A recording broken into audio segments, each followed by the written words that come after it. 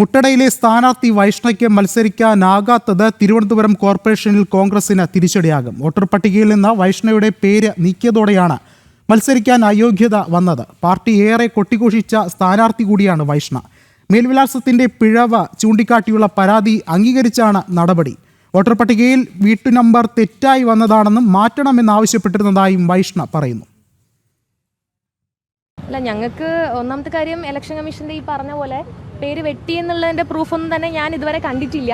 ഞങ്ങൾ ആരും തന്നെ കണ്ടിട്ടില്ല, നമുക്ക് അതിന് കിട്ടിയിട്ടുമില്ല. കാരണം ഫോണിലെ സൈറ്റ് നോക്കുമ്പോൾ കറൻ്റ്ലി അണ്ടർ പ്രോഗ്രസ് എന്നാണ് കാണിക്കുന്നത്, സൈറ്റ് ലോഡിങ് ആവുന്നില്ല. അപ്പോൾ മാധ്യമങ്ങളിൽ കൂടി തന്നെയാണ് ഞാൻ ഈ വിവരം അറിയുന്നത്.